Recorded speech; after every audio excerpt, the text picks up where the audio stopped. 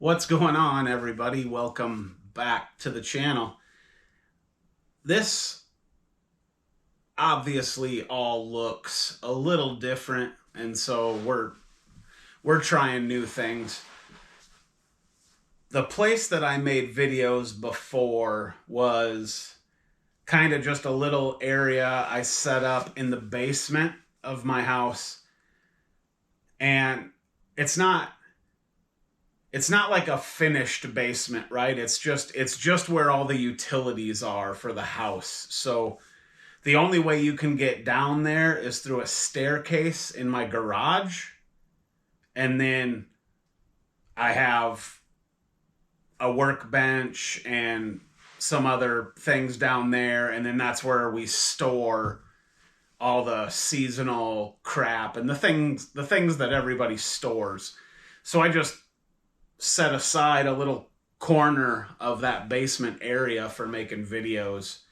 And I kind of got tired of it. It was the furnace is always kicking on, or the AC is always kicking on, or the condensate pump, or the sprinkler. So there's just all this audible background chaos, and I didn't really care for it, and I wasn't. It's not like a comfortable space, right? Like I'm just down in the dungeon basically talking about cars. And then if I'm doing anything related to cars and I need to inventory, or I can't remember if I have this one specific variant of a casting, I got to go through the garage. The changing of the room didn't fix the camera issues. Okay? It's whatever. So yeah, as I was saying, if I needed to check on a car whether I had it or not in a specific variant, I had to cut through the garage, go downstairs, dig through cases or whatever, because I haven't labeled my cases. Go figure. I'm not organized enough. It's uncontrolled chaos. But it was kind of a hassle. So I moved kind of into the spare bedroom of the house upstairs, and just I set aside a little corner of this room, I guess, basically. But it doesn't, there shouldn't be any audio interruptions. I'm in a much more comfortable chair. I don't have socks on. I'm freaking rubbing my feet in the nice carpet. And, I'm chilling. And I like that. So, anyway, that's that. Feel free to look around. It's new. Take it all in. I want to talk today about Johnny Lightning. If you watched the video where I opened the Auto World case, I did case break, and then I opened an Auto World case hoping for a chase. And then whatever, I got the new cars, the 2025 release 1. Anyway, I had reached out to Auto World prior to that case getting to me because I pre-ordered it months in advance. And I just said, hey, I'd like an update on my order because I see all the big YouTubers already have their cases. And now I'm already seeing the cars on eBay.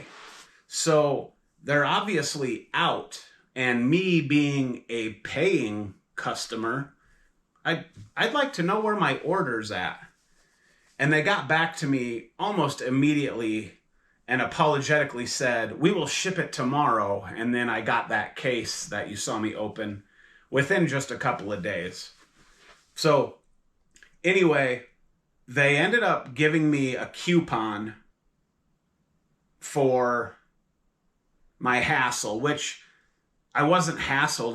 I was just inquiring about an order for a product that I paid for. And that's all I wanted was the item I paid for. But anyway, they gave me a coupon that expired, and then they had a free shipping deal going on at the time. So I was just like, I'm going to use it.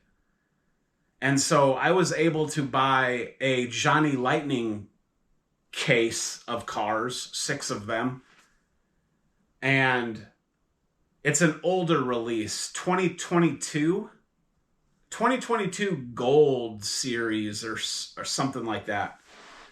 Anyway, and I didn't make a video of me doing that case break. I don't have a good reason why. I just tore into it one night and was like, I want to see what's going on in this Johnny Lightning. And I should have done a case break because there was a Johnny Lightning chase in it from 2022. And we're going to look at that and some other Johnny Lightnings that I have that I think are worth noting. They're not all from that case, but definitely cool castings and worth a look. And then my pickup fiasco, my daily driver pickup truck crap that's going on. While I was up, because that dealer is not in the town that I live in, I have to travel for that. So while I was there in that town, I hit a couple of spots. And I came across this Johnny Lightning, which is from the Classic Gold Collection 2022, which is the same collection that the case I got was in. But check that out. Oh, man. A 1981 Chevy Citation X11. Dark green poly. And so the classic facts are the 1981 Chevy Citation X11 featured a functional power dome hood reminiscent of muscle cars of the 60s and 70s.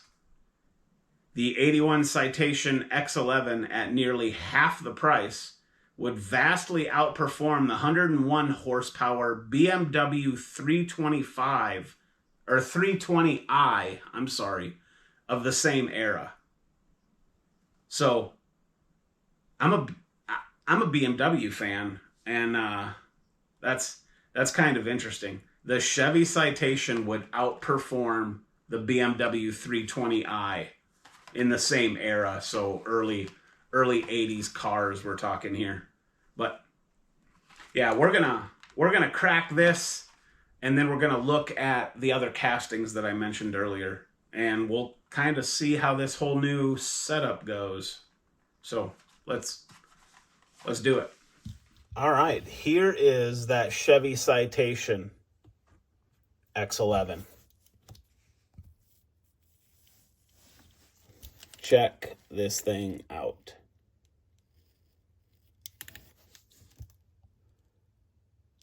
Love the wheel. Totally correct. Interior, look at that tall shifter.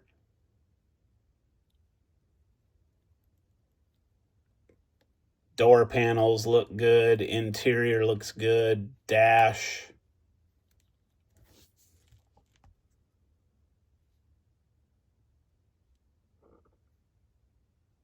All of this looks great.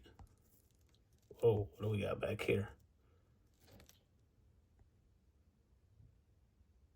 85 X11.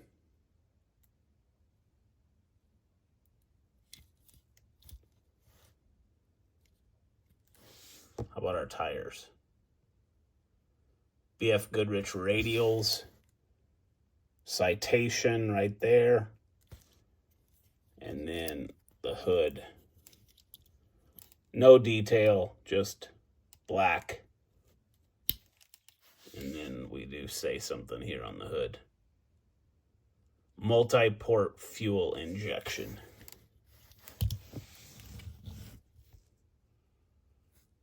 That's an awesome car. Without a doubt. And so a couple of others that were in the case or new to me anyway. This Chevelle 1970 Chevelle SS 454.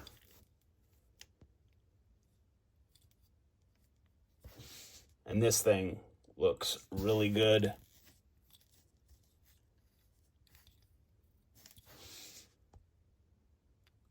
The wheels are spot on. 70 SS.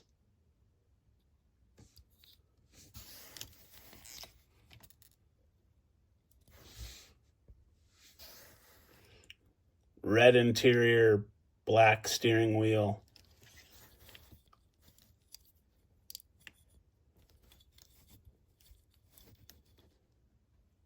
And then just a little bit of detail in there. Not much, but don't really care. It's the car that I'm after, not the hood. The Pontiac Firebird formula in the shop back there is a Johnny Lightning, but it, for some reason, the hood doesn't close.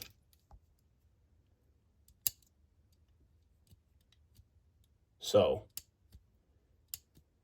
that's why that one sits in the shop, which is too bad because it's an awesome casting.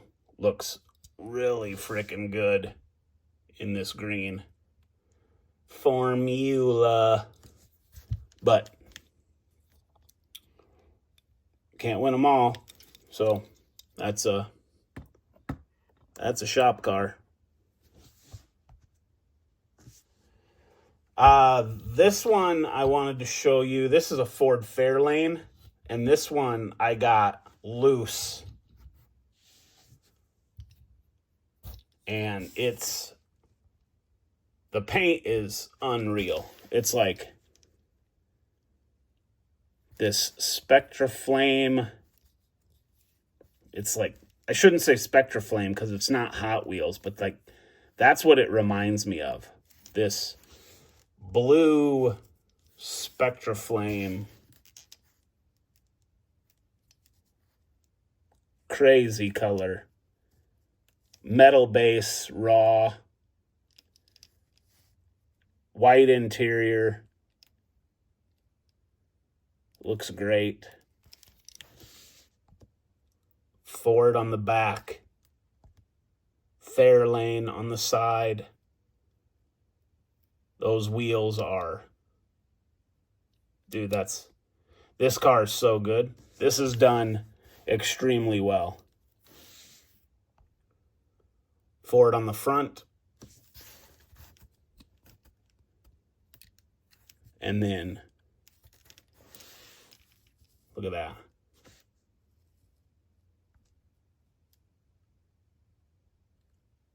Awesome.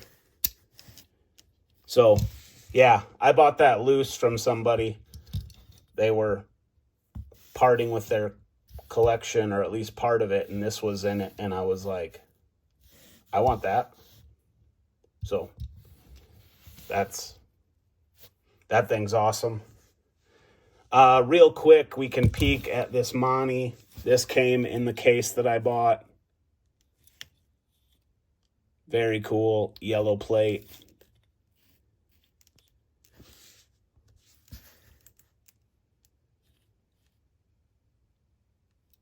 I might have to sort out the lighting situation. The lighting doesn't seem to be doing us justice in this new spot, but little Ford Ranger, done very well. Johnny Lightning nailed this one. That's an awesome pickup. A Ford one. Tailgate works. And I can't, so it is what it is. I don't buy them for the engine bay anyway. I buy them for, I mean, look at that. That is awesome. Well done. This Pontiac GTO is, I'm a big GTO fan. Firestone wide ovals, says GTO on the side. Front looks great. Mecum, like the Auction Company. Is it Mecum or Mecum? There's GTO, Pontiac, and then that interior looks really good.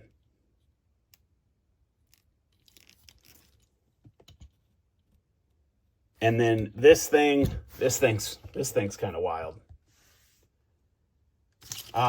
It is the International Scout 2 Midas edition. And I'm not sure. I mean, is it because of the gold? Little history lesson there. If you don't know who King Midas was, it was rumored that everything he touched turned to gold, which is why this thing maybe has this gold kind of theme to it for the Midas edition. Touch. See, there's your Easter egg, because everything he touched turned to gold. I like to sometimes think of myself as King Midas's evil brother, because everything I touch turns to shit. So, little humor for you there. But this looks really cool. It was just, I'm not going to pry on that. Actually, I think it opens this way. Yeah, there we go.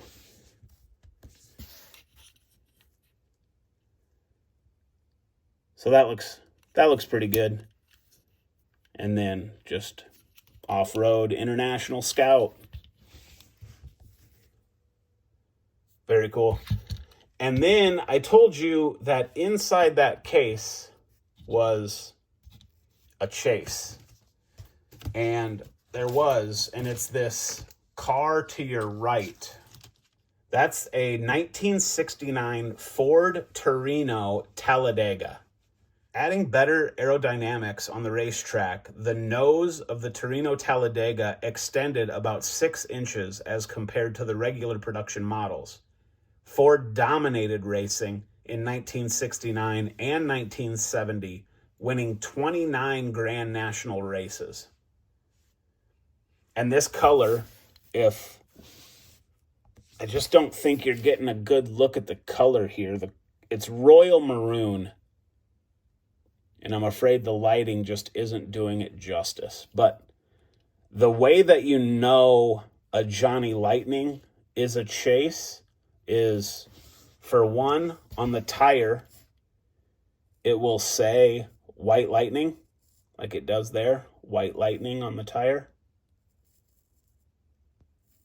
And then it says the original. And then the white interior can also be